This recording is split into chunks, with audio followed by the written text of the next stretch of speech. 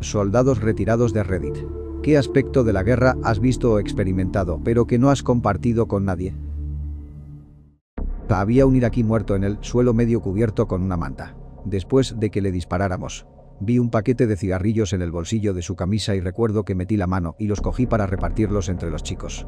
Llegué incluso a darles algunos a los otros prisioneros iraquíes que estábamos vigilando en ese momento. Fue uno de los momentos más extraños. Pensando en ello, qué extraño sería que tu cadáver estuviera allí tendido y un tipo saliera y sacara tu paquete de cigarrillos del bolsillo de tu camisa. Esa mañana, como la mayoría de las mañanas, guardas tus cigarrillos en la chaqueta y sales a afrontar el día. Te mueres y luego un tipo de otro país te los quita casualmente mientras te pudres bajo el sol. Qué raro. Una vez rescaté los cuerpos de unos tipos que habían estrellado su avión en un lago poco profundo. Sacamos sus cuerpos y los pusimos bajo la única sombra que teníamos, unas lateras desplegables, para que no apestaran demasiado antes de que se los llevaran. Hacía calor, así que también nos pusimos bajo la misma sombra que los cuerpos. Entonces llegó la comida que nuestro capitán había encargado para nosotros, así que nos quedamos allí y comimos nuestro almuerzo. A los pocos minutos me di cuenta de lo extraña que era la situación. Estos chicos una hora antes habían estado volando felices, ahora están muertos y yo estoy comiendo sobre ellos como si nada. Pero yo tenía hambre y ellos estaban muertos. No había mucho más que hacer. Esto probablemente será eliminado, pero como sea, soy de la Fuerza Aérea. Pero esta historia no es sobre mí. Acabo de leer un libro llamado The Second Tour de Terry Risuti.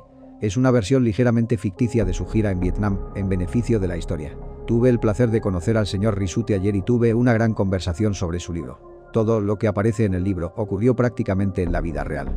Es extremadamente gráfico y pinta la vida en Vietnam durante la guerra como algo negativo, pero de forma extremadamente real. Cuando le pregunté por My Lai, una masacre en el que aproximadamente 500 civiles fueron ejecutados a manos de soldados estadounidenses, él me respondió: sucedió mucho, solo que en aquella ocasión fueron atrapados.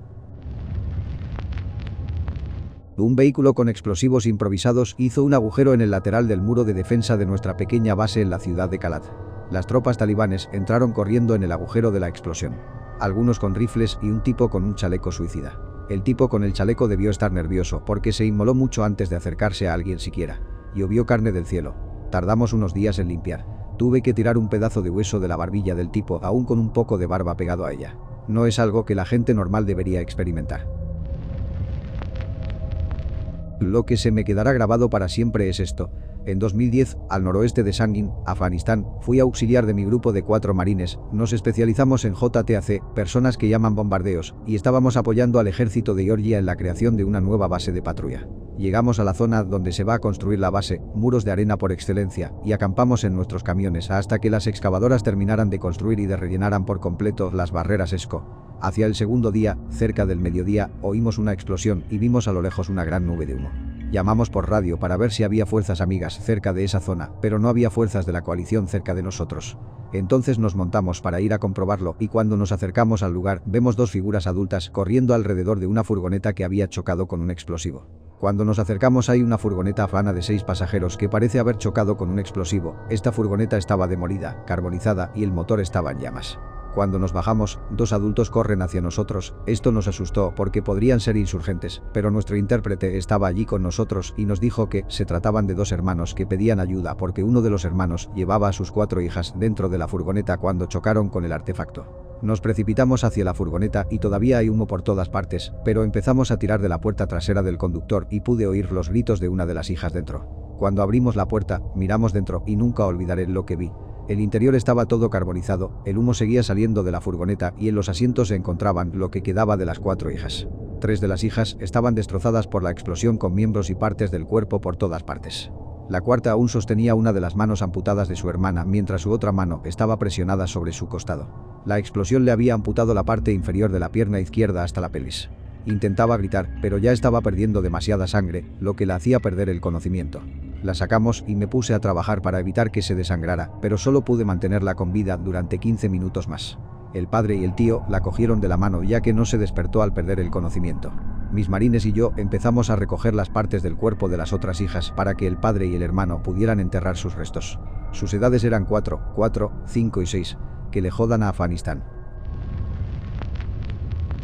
Respondí a varios atentados suicidas muy sofisticados, que causaron cientos de víctimas, y aunque me molestaron, no fueron lo peor.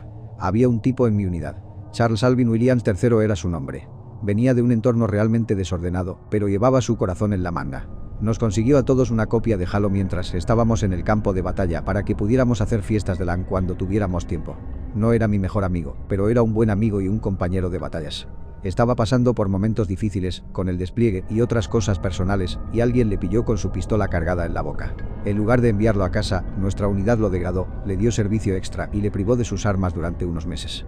Después de que le devolvieran las armas, retomó las misiones con nosotros. Solíamos sentarnos en la cubierta azul del CNS a fumar y a hablar de la vida. Me contó que su prometida había terminado con él y que no lo estaba llevando muy bien. Me dijo, concretamente, que le había escrito una carta y que si ella no lo aceptaba de nuevo, se suicidaría. Yo aún no había recibido ningún tipo de formación sobre prevención del suicidio, así que no estaba segura de cómo responder. Le dije que había mejores maneras de afrontar la situación, pero no hice lo suficiente. La última conversación que mantuvimos fue sobre cómo apretar el gatillo contra los agresores. Lo último que me dijo fue que no le importaba devolver el fuego si era necesario, pero que si alguna vez veía a alguien matando a un inocente, lo detendría él mismo. Aquella noche él mismo se puso una ráfaga de 3 disparos en la cabeza. No pasa un día sin que piense en él y en cómo podría haberle ayudado, pero no lo hice. Todos sabíamos que era un suicida y ninguno de nosotros hizo nada al respecto. Todos los días pienso en él. ¿Por qué no hice más? ¿Qué podría haber hecho mejor? Siento no haber hecho lo suficiente. No pensé que lo harías. No se lo he contado a nadie en su totalidad, ya que no me siento cómodo hablando de ello cara a cara, pero creo que es algo que la gente debería saber y reflexionar al menos. Estaba desplegado en un lugar llamado el Triángulo de la Muerte en Irak, en una pequeña ciudad llamada Yusifilla. Habíamos permanecido allí durante 6 meses, con muchos combates intensos, y estábamos listos para rotar al sur de Irak, en un lugar mucho menos activo. Nos iban a sustituir por el 502º Regimiento de Infantería, que formaba parte de la 101ª División Aérea. Habían participado en gran medida en la invasión inicial de Irak contra las fuerzas de Saddam, pero esto era 2005 y era una guerra muy diferente. Cuando se produce la transición de unidades en el ejército, hay un periodo en el que se integra paseos en el asiento delantero / trasero, en el que se muestra a la unidad entrante en las operaciones actuales. Resulta que yo estaba en un puesto de vanguardia junto a uno de los 2 puentes que quedaban para cruzar el río Éufrates cuando esto empezó. Intentamos advertirles, mostrarles las cuerdas, pero no querían escucharnos. Seguían diciendo tenemos un destino, junto a otras declaraciones hiperagresivas. Ni siquiera parecían ver a los iraquíes como seres humanos. Solo decían, vamos a joder este lugar y a joderlos a ellos. Matamos, saqueamos y quemamos. Al otro lado de la calle de este puesto de avanzada en particular había un tipo iraquí y su familia que eran dueños de la pequeña granja que rodeaba el puesto. Se habían portado muy bien con nosotros, señalándonos explosivos en las carreteras y corriendo a buscarnos comida y suministros cuando no podíamos conseguirlos. Por ejemplo, una vez nuestro camión de suministros fue destruido por un artefacto explosivo improvisado, así que lo único que teníamos eran raciones militares para comer. Hablamos con el granjero y le dimos una lista de la compra y dinero y nos compró comida en el mercado local. Era un tipo estupendo y siempre hacía cosas así por nosotros. Llevamos a los chicos del 502 a una patrulla a pie y el granjero salió de su casa, saludándonos como solía hacer, dirigiéndose hacia nosotros. Le saludamos y empezamos a hablar con él. Cuando fue a estrechar la mano de uno de los soldados rasos del 502, el soldado raso se desvió y le dio un puñetazo en la boca, gritando, «Maldito negro de arena». El sargento de nuestro pelotón lo sujetó y lo envió de vuelta al puesto de avanzada con mi sargento y yo como escoltas mientras intentaba apaciguar al granjero. Llevamos a ese soldado a su sargento, que le felicitó. Cuando nuestro sargento de pelotón regresó, les echó la bronca, pero no pareció importarles. Yo no estaba al tanto de la conversación entre mi sargento de pelotón y el suyo, pero no pareció tener ningún impacto. Su actitud persistió hasta que finalmente nos fuimos a nuestra nueva ubicación. Resulta que esa misma gente eran estos tipos. Asesinaron a la familia de ese granjero unos meses después de que nos fuéramos y abusaron de su hija. Como si esto no fuera suficiente, unos meses antes de esto, me habían herido cuando mi camión volcó durante un tiroteo. Yo era el ametrallador, a unos 200 metros de donde tuvieron lugar los asesinatos. Tuve que ser trasladado en helicóptero a Bagdad, donde me recuperé durante unas semanas. Cuando el camión volcó, perdí mi cartera en la tierra, en lo que llamábamos polvo lunar iraquí, que es un tipo de suelo polvoriento que se encuentra por todas partes. Avancemos hasta 1 o 2 semanas después de los asesinatos. Recibí un paquete del sargento Green. Es mi cartera enviada el 12 de marzo de 2006, el mismo día de los asesinatos. Reconozco que es muy poco probable que haya ocurrido así, pero no puedo evitar preguntarme si encontraron mi cartera de camino a cometer los asesinatos o incluso si la enviaron por correo momentos antes de que los cometieran. No soy una persona religiosa, soy ateo, pero me gusta pensar que tal vez fue la forma en que el universo trató de recordarles el período de asiento delantero, asiento trasero con nuestra unidad donde teníamos un mensaje simple para ellos. Tratar a las personas con respeto y como seres humanos es todo lo que quieren. Todavía tengo la cartera, la tengo desde el instituto, una vieja cartera de cuero de Calvin Klein que me regaló mi hermana. Me hace recordar al agricultor y a su familia. No puedo evitar preguntarme si tal vez nos hubiéramos centrado más en hacer llegar nuestro mensaje al nuevo pelotón, esto podría haberse evitado. Tal vez teníamos demasiada prisa por irnos a un territorio más seguro que descuidamos algo que podría haber marcado una diferencia. Incluso tuvimos la opción de ofrecernos como voluntarios para quedarnos el Yusifilla con el regimiento 502 si queríamos, pero yo me negué, no por miedo al combate, ya que estaba prácticamente insensibilizado en ese momento, sino porque tenía la moral baja, solo quería ir a relajarme y echaba de menos mi hogar. Me hace pensar que podría haber marcado la diferencia, pero que no lo hice por algo simplista y egoísta. Probablemente sea una tontería pensar eso y quizás un poco cliché, pero es lo que pienso. Publicando esto desde una cuenta desechable. Larga historia corta, maté a una familia entera durante la guerra de Vietnam sin mostrar ni una sola emoción, éramos insensibles incluso a las cosas más viscerales que puedas imaginar. Un padre, una madre. Y 2 hijas. A nuestro comandante le importaba una mierda si no hubiera habido más que niños de parvulario dentro de esa casa. Fueron acusados de albergar armas para el Vietcong. Todos tenían que morir. Tengo pesadillas todas las noches. Mi padre también estuvo en Vietnam. Un niño de 12 años disparó contra su unidad y él acabó devolviendo el fuego para protegerse a sí mismo y a su equipo. Aunque hizo lo que tenía que hacer para protegerse a sí mismo y a la unidad, todavía tiene pesadillas acerca del hecho. Hace un par de años viví en un piso franco en la zona verde de Kabul, trabajando en el cuartel general de la ISAF, pero desplazándome por todo Kabul cada día.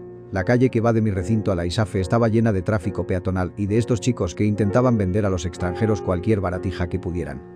Llegué a conocerlos, ya que pasaba por allí todos los días. Les conseguía ropa para el invierno, aperitivos sueltos del comedor y jugábamos juntos a los Angry Birds. Hablaban conmigo y me traían las bufandas que les pedía y pequeños regalos de vez en cuando. Además, mantenían alejados a los demás vendedores ambulantes. Un día llegó a la zona un chico, de 12 a 14 años, de otro sector con una bomba en la mochila. Su intención era matar a los extranjeros que se desplazaban por la zona o atentar contra uno de los recintos. Los chicos de la zona se percataron de su presencia y, al parecer, le dijeron que se perdiera y él decidió detonar la bomba. 4 niños murieron junto con el terrorista y un par de adultos. Una docena de heridos tal vez. Conocí a todos y cada uno de los niños. Kusi, una niña que estaba aprendiendo a patinar, Nawab, que, a mi modo de ver, parecía estar muy enamorado de una de las otras niñas que fueron asesinadas. Y otro niño que tenía un hermano un año mayor que él. Vi al que mataron y vi al otro una semana después, tratando de vender cosas de nuevo. Esto me asustó. Estuve en el lugar del bombardeo menos de 30 minutos antes de percibirlo mientras estaba dentro de la ISAF. Ver los cuerpos después fue un error. No necesitaba estar allí. Pasé por el lugar todos los días hasta que dejé la base.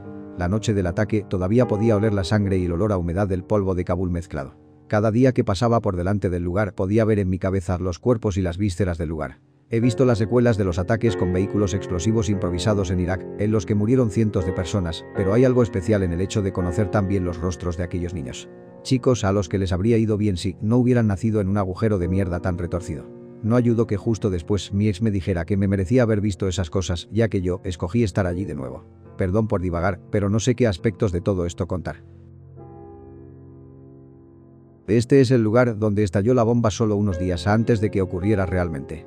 El chico es Nawab, el mayor de los fallecidos. No recuerdo el nombre de la chica, pero es la misma chica que le gustaba a Nawab.